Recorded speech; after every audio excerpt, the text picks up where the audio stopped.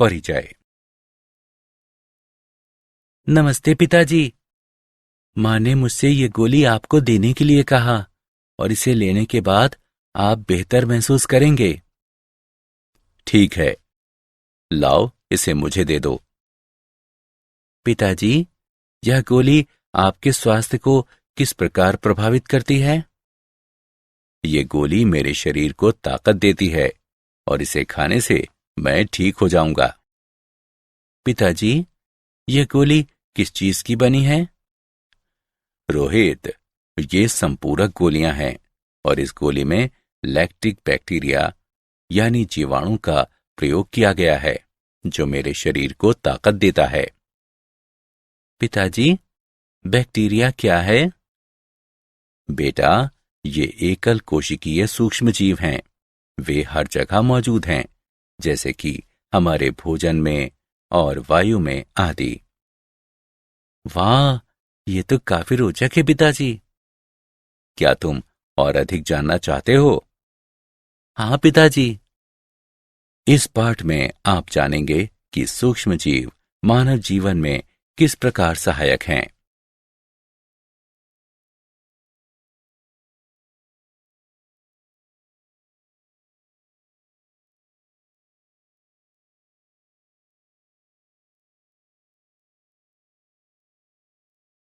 उद्देश्य। इस पाठ के अंत में आप निम्न करने में सक्षम हो जाएंगे। व्याख्या करना कि सूक्ष्मजीव हर जगह उपस्थित हैं। औद्योगिक स्तर पर सूक्ष्म जीवों से प्राप्त उत्पादों की व्याख्या करना। सूक्ष्म जीवों की सहायता से वाहित मल उपचार की व्याख्या करना। सूक्ष्म जीवों की सहायता से बायोगैस के उत्पादन की व्याख्या करना। जैव नियंत्रण कारकों के रूप में सूक्ष्म जीवों को जानना और जैव उर्वरकों के रूप में सूक्ष्म जीवों को समझना।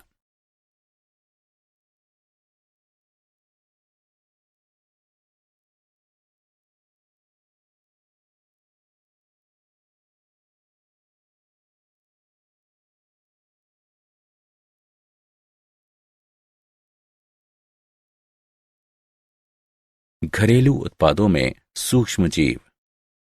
सूक्ष्मजीव बहुत छोटे जीव होते हैं। वे इतने सूक्ष्म होते हैं कि बिना किसी सूक्ष्मदर्शी के दिखाई नहीं देते, जबकि उनकी पृथ्वी पर अधिकता है। वे हर जगह रहते हैं, वायु, मृदा, चट्टान और जल में। ये सूक्ष्मजीव पादपों और जंतुओं के साथ साथ मानव शरीर में भी पाए जाते हैं। कुछ सूक्ष्मजीव मानवों, पादपों और जंतुओं में रोग फैलाते हैं, जबकि कुछ अन्य एक स्वस्थ जीवन के लिए आवश्यक हैं और हम उनके बिना जीवित नहीं रह सकते। अधिकांश सूक्ष्मजीव 4 प्रमुख समूहों में से किसी न किसी एक से संबंधित होते हैं: जीवाणु, विषाणु, कवक या प्रोटोजोआ। कई ऐसे भोज्य पदार्थ हैं जिन्हें सूक्ष्मजीवों द्वारा बनाया जाता है। उदाहरण के लिए, खट्टी गोभी का उत्पादन कटी हुई गोभी के भीतर ल्यूकोनोस्टॉक और लैक्टोबैसिलस स्पीशीज द्वारा किया जाता है। अचार बनाने के लिए खीरों को इन्हीं सूक्ष्मजीवों द्वारा किण्वित किया जाता है।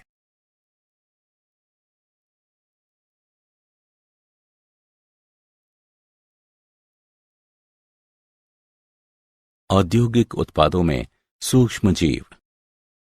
उद्योगों में सूक्ष्म जीवों का उपयोग पेयों, प्रतिजैविकों और अन्य उत्पादों का उत्पादन करने में होता है।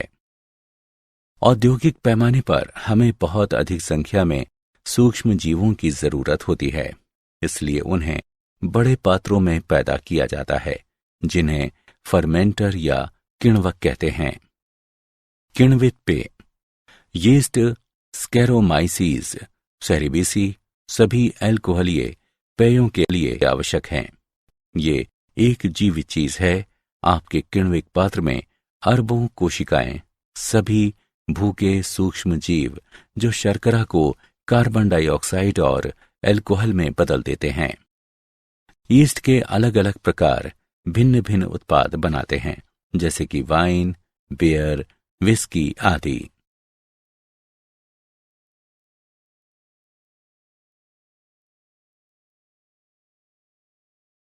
प्रतिजैविक यानी एंटीबायोटिक।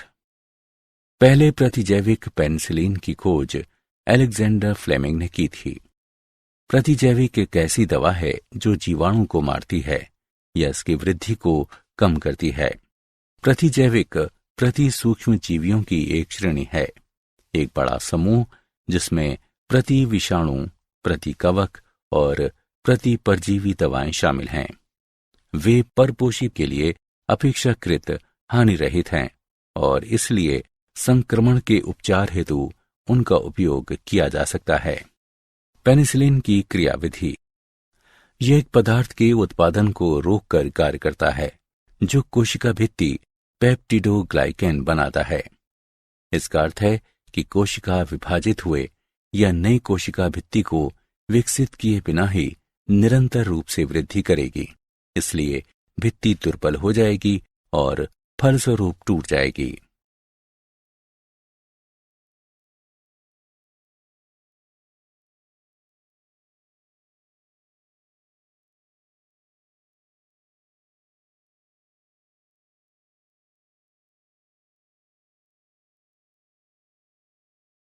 रसायन, एंजाइम तथा अन्य जैव सक्रिय अणु।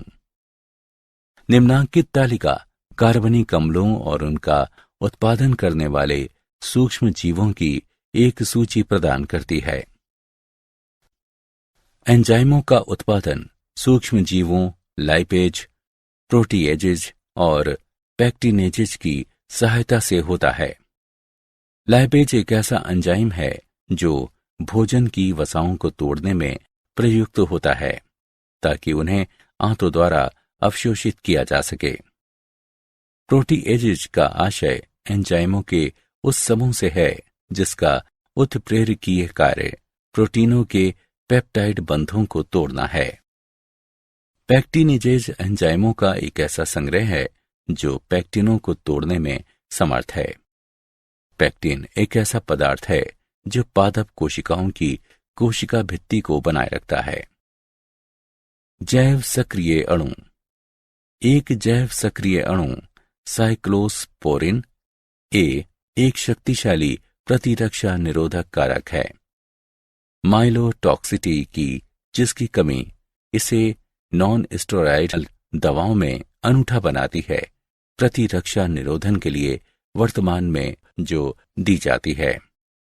इसका उत्पादन ट्राइकोडर्मा पॉलिस्पोरम कवक द्वारा किया जा सकता है।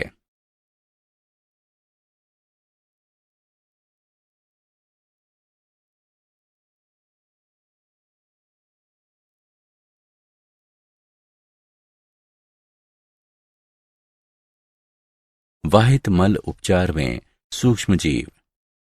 नगरीय व्यर्थ जल को वाहित मल कहते हैं, जिसमें बड़ी मात्रा में कार्बनिक द्रव्य तथा सूक्ष्म जीव होते हैं, जिनमें से कई रोगजनक होते हैं और कुछ परपोषित होते हैं।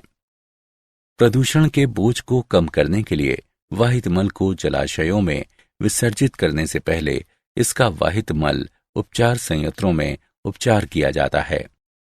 उपचार में निम्न 2 चरण शामिल हैं। प्राथमिक उपचार।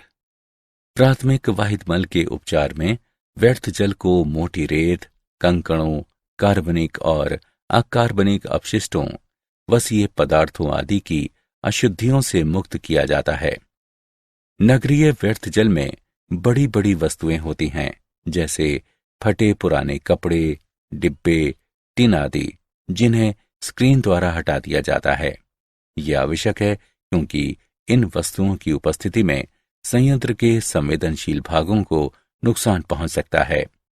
स्क्रीन के बाद एक ग्रिड चैम्बर होता है, जिसका उपयोग रेत तथा अन्य भारी अकार्बनिकों को अलग करने के लिए किया जाता है। इस प्रकार ग्रिड चैम्बर में इकट्ठा की गई सामग्री को निपटान के लिए एकत्र कर उसे थैलों में भर दिया जाता है। कुछ संयंत्र अवसादन चरण का उपयोग करते हैं, जिसमें वाहित मल को बड़े बड़े टैंकों से गुजारा जाता है, जिन्हें प्राथमिक विशुद्धक या प्राथमिक अवसादन टैंक कहते हैं। इन टैंकों में तैरते हुए सामग्री को अलग किया जाता है तथा सजातीय द्रव जैविक उपचार के लिए तैयार रहता है, जबकि स्लज को अलग से उपचार द्वारा हटाया जाता है। इसके बाद प्राथमिक अवसादन टैंकों से प्राप्त बहिस्राव को द्वितीयक उपचार के लिए ले जाया जाता है। द्वितीयक उपचार या जैव उपचार। वाहित मल की जैविक सामग्री जैसे मानवीय अपशिष्ट, भोजन अपशिष्ट, साबुनों और डिटर्जेंट को अलग करने के लिए द्वितीयक वाहित मल जल उपचार विधि वायवीय जैव प्रक्रियाओं का उपयोग करती है। इस विधि में जीवाणु और प्रोटोजोआ प्राकृतिक रूप से सड़ने योग्य विलय कार्बनिक अशुद्धियों को जीवाणु झुंड में बदल देते हैं। इससे बहिस्राव की बीओडी यानी बायोकेमिकल ऑक्सीजन डिमांड घटती है। बीओडी का आशय ऑक्सीजन की उस मात्रा से है जिसकी वायुवीय सूक्ष्म जीवों को जल के एक नमूने में कार्बनिक द्रव्य को अवघटित करने के लिए आवश्यकता होती है, जैसे कि जो वाहित मल द्वारा प्रदूषित होते हैं। इसका जल प्रदूषण की सीमा की माप के रूप में प्रयोग किया जाता है। जब बहिस्राव का बीओडी पर्याप्त रूप से घट जाता है तो बहिस्राव को अंतिम निसादन टैंकों से गुजारा जाता है, जहां जीवाणु झुंड अवसाद में परिवर्तित होता है। यह अवसाद सक्रियित आपंक कहलाता है। सक्रियित आपंक के छोटे से भाग को फिर से वापस वायवीय टैंक में पंप करते हैं, जो एक निवेश द्रव्य के रूप में कार्य करता है, और अधिकांश भाग का उपयोग बायोगैस के उत्पादन में होता है। पुनः चक्रित जल का उपयोग कृषि कार्यों में किया जाता है।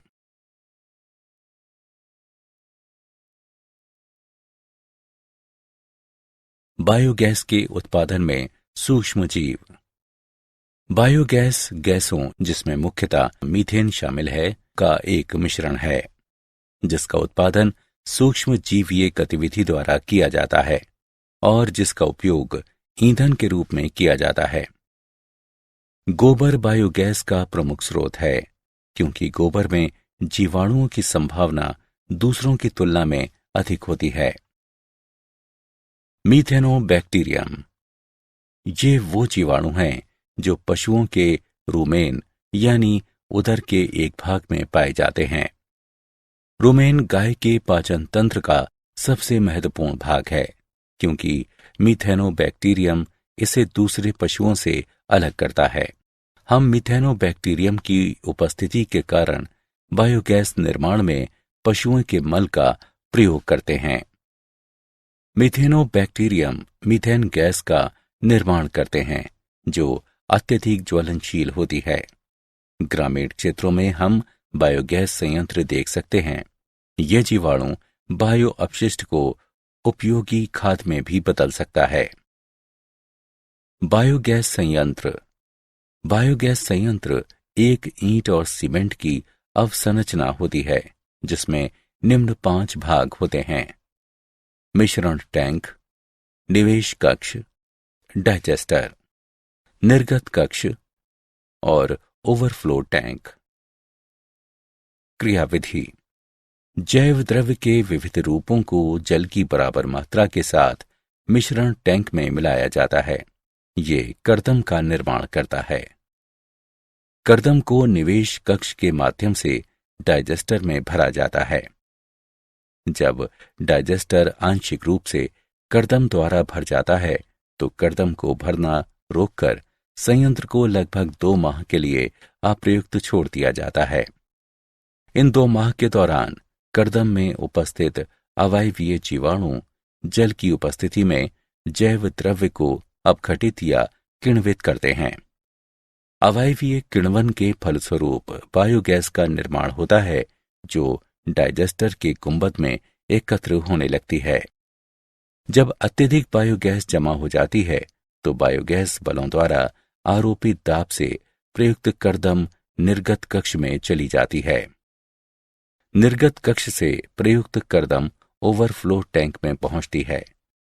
प्रयुक्त कर्दम को मानवीय तरीके से ओवरफ्लो टैंक से निकाल लिया जाता है और इसका उपयोग पादपों के लिए खाद के रूप में किया जाता है। जब भी बायोगैस की आपूर्ति की जरूरत होती है, पाइपलाइनों के एक सिस्टम से जुड़े गैस वाल्व को खोल दिया जाता है। जैव नियंत्रण कारक के रूप में सूक्ष्म जीव। जैव नियंत्रण पीड़क जीवों की संख्या को विनियमित करने के लिए एक जीव का सोद्देश्य उपयोग है।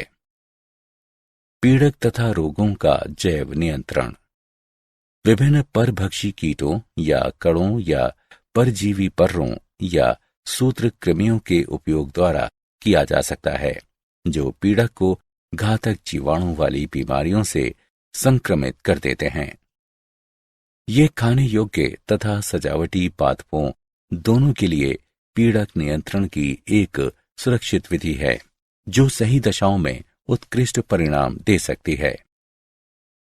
उदाहरण के लिए, बैसिलस थोरिनजिएंसिस एक ऐसा जीवाणु है जिसके बीजाणु कुछ कीटा लार्वा के लिए जहरीले होते हैं और उन्हें मार देते हैं, लेकिन अन्य कीटों के लिए हानि रहित हैं।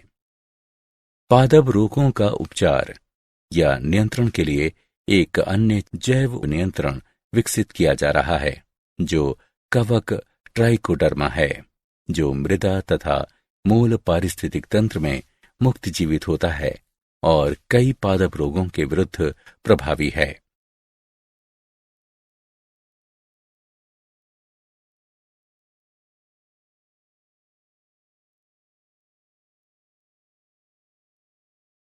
जैव उर्वरक के रूप में सूक्ष्म जीव। जैव उर्वरक एक ऐसा पदार्थ है जिसमें जीवित सूक्ष्म जीव होते हैं, जिन्हें जब बीज पादप की सतहों या मृदा पर छोड़ा जाता है तो ये राइजोस्फीयर या पादप के अग्रभाग में बस्ती बना लेते हैं तथा परपोषी पादप के लिए प्राथमिक पोषकों की आपूर्ति या उपलब्धता को बढ़ाकर वृद्धि का संवर्धन करते हैं। जीवाणु, साइनोबैक्टीरिया तथा कवक माइकोराइजा जीवों के 3 समूह हैं, जिनका उपयोग जैव उर्वरकों के रूप में किया जाता है। जीवाणु, उदाहरण के लिए राइजोबियम, एजोबैक्टर, एजोस्पाइरिलम आदि। राइजोबियम एक मृदा में रहने वाला जीवाणु है जो लेग्यूम जड़ों में बस्ती बनाने में सक्षम है तथा ये वायुमंडलीय नाइट्रोजन को सहजीवी रूप से स्थिर करता है। साइनोबैक्टीरिया, जलीय दशा में साइनोबैक्टीरिया वृद्धि करते हैं, वायुमंडलीय नाइट्रोजन को स्थिर करते हैं तथा वातावरण में एमिनो अम्ल, प्रोटीन और दूसरे वृद्धि प्रेरक पदार्थों को मुक्त करते हैं।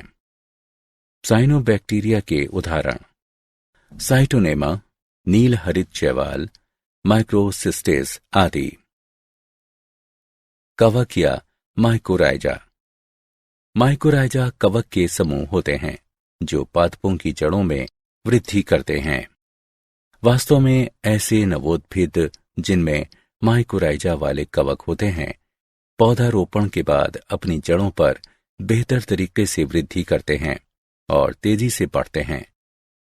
कवकीय सहजीवी पादप से आश्रय और भोजन प्राप्त करते हैं, बदले में पादप कई प्रकार के लाभ अर्जित करता है, जैसे कि फास्फोरस, लवणता का अवशोषण और सूखे के प्रति सहनशीलता, जल संतुलन को बनाए रखना तथा कुल मिलाकर पादप में वृद्धि और विकास करना।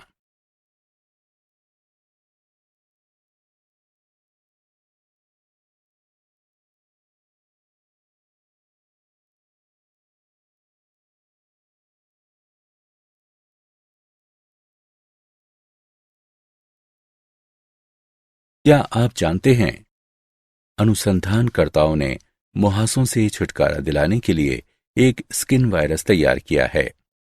एक ऐसे वायरस का उपयोग करना जो प्राकृतिक रूप से उस जीवाणु को अपना आहार बनाता है जो कील मुहासे पैदा करते हैं। एक ऐसा टूल प्रदान करना है जो मुहासे के शारीरिक और मानसिक भय से निजात दिलाता है।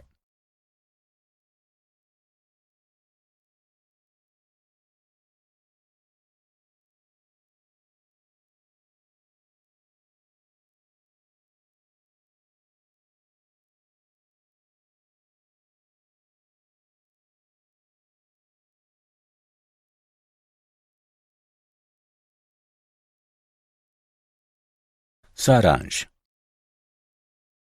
आइए हमने जो कुछ सीखा है उसे संक्षेप में दोहराएं। सूक्ष्म जीव बहुत ही छोटे जीव होते हैं। वे इतने सूक्ष्म जीव होते हैं कि बिना किसी सूक्ष्मदर्शी के दिखाई नहीं देते, जबकि उनकी पृथ्वी पर अधिकता है। वे हर जगह रहते हैं, वायु, मृदा, चट्टान और जल में। अधिकांश सूक्ष्म जीव 4 प्रमुख समूहों में से किसी न किसी एक से संबंधित होते हैं: जीवाणु, विषाणु, कवक या प्रोटोजोआ।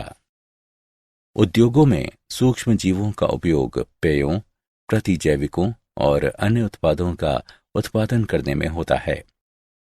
पहले प्रतिजैविक पेनिसिलिन की खोज अलेक्जेंडर फ्लेमिंग ने की थी। एंजाइमों का उत्पादन सूक्ष्म जीवों, लाइपेज, प्रोटीएजिज और पेक्टिनेजिज की सहायता से होता है।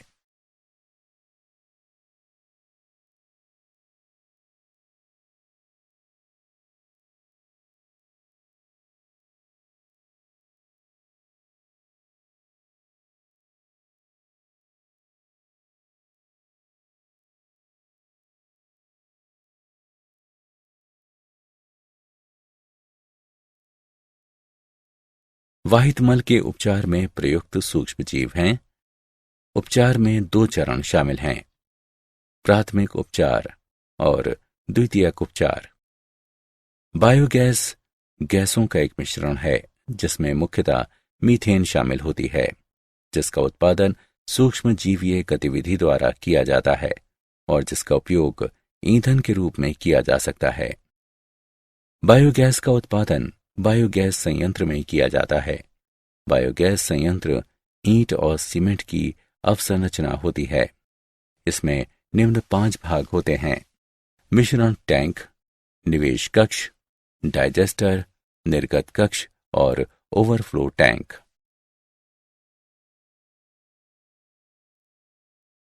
जैव नियंत्रण पीड़क जीवों की संख्या को विनियमित करने के लिए एक जीव का सौद्देश्य उपयोग है।